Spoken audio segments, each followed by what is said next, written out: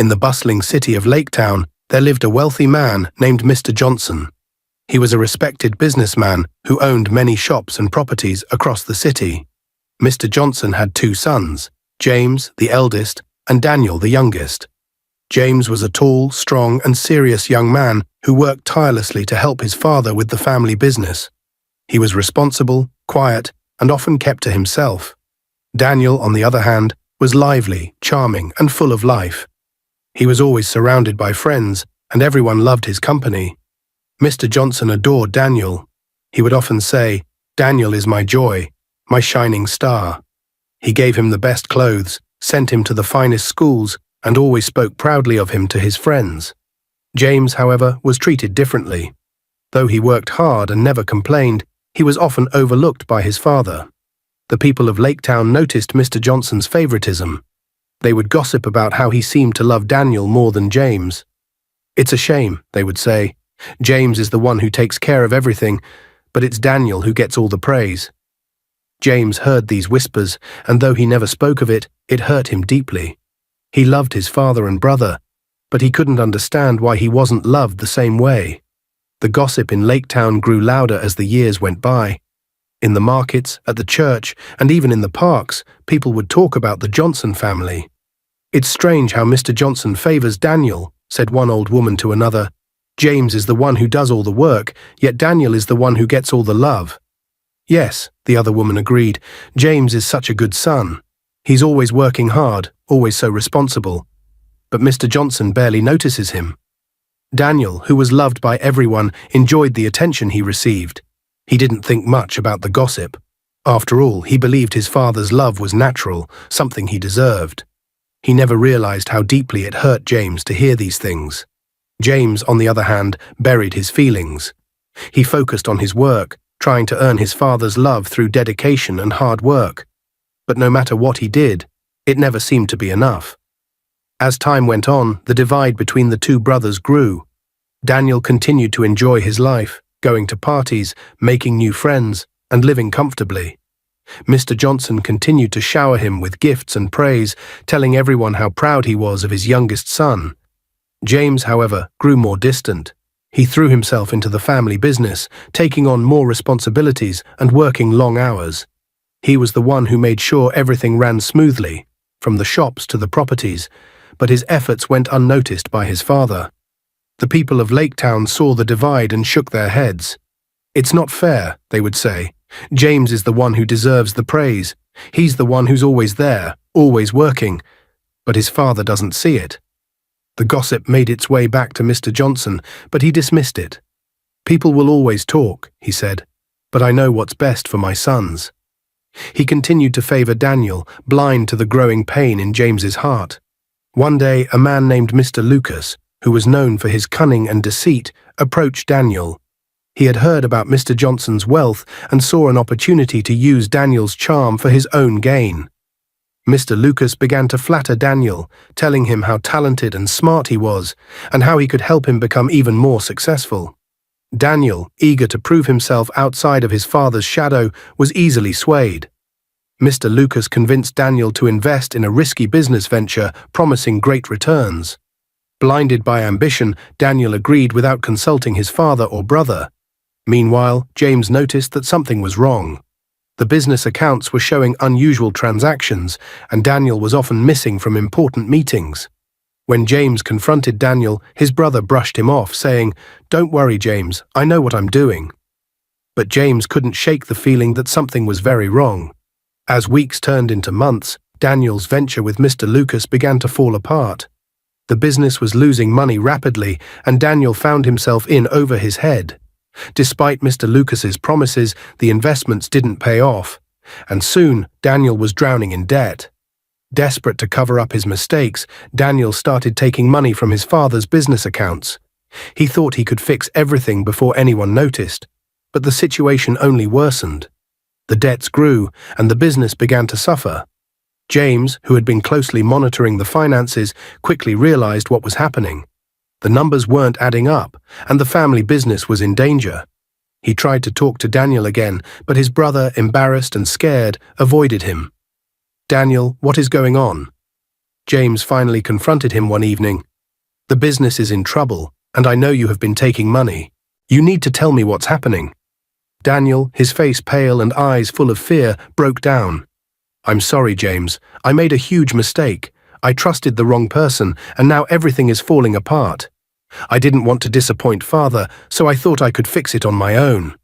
James felt a mix of anger and pity. He wanted to be furious with Daniel, but seeing his brother so scared and vulnerable softened his heart.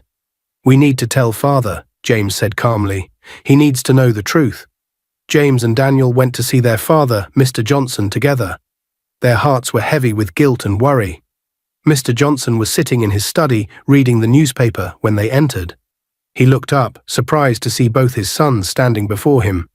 "Father, we need to talk," James began, trying to keep his voice calm. "There's something you need to know about the business." Mr. Johnson put down his newspaper, his face growing serious. "What is it? Is something wrong?" Daniel stepped forward, his hands shaking. "Father, I made a big mistake. I got involved in a bad deal with a man named Mr. Lucas. I thought I could make a lot of money, but it all went wrong.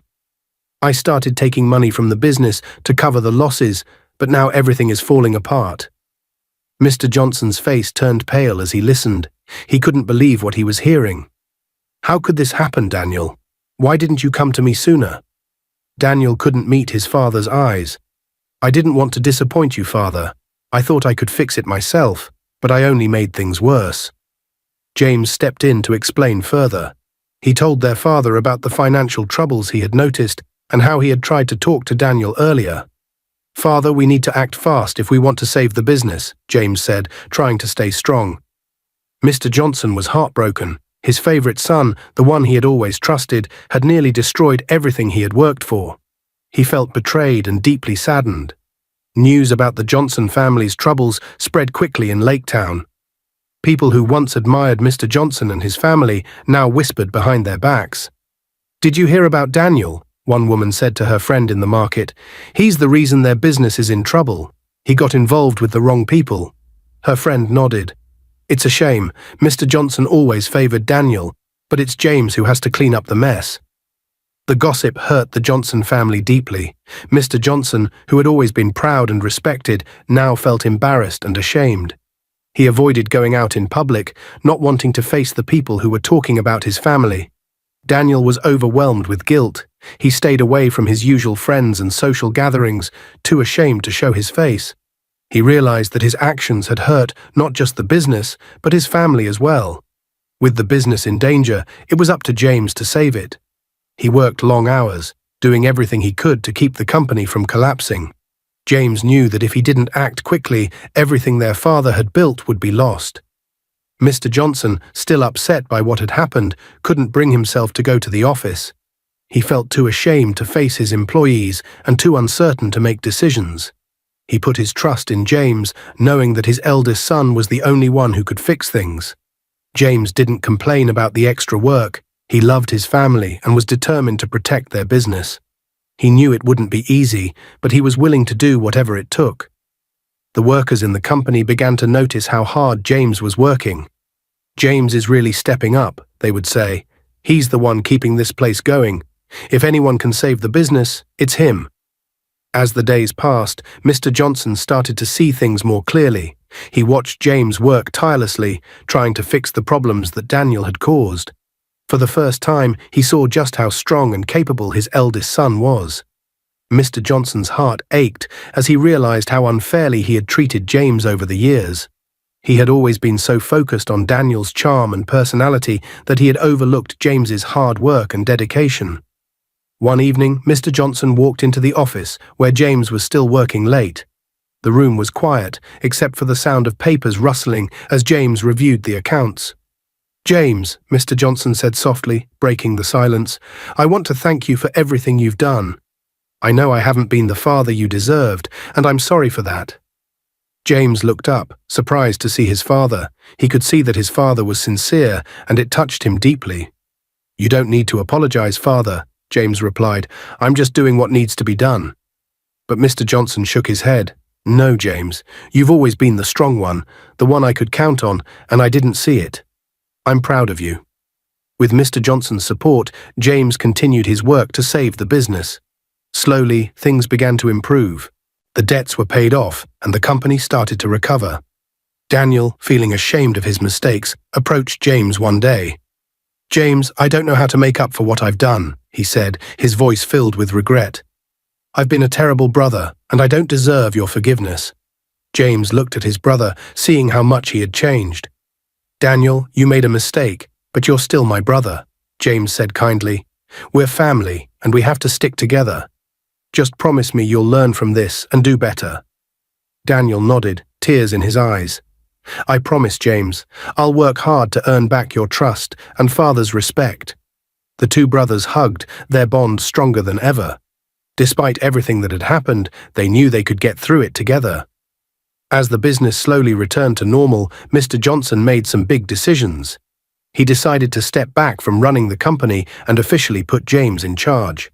He knew that his eldest son was the right person to lead the company into the future.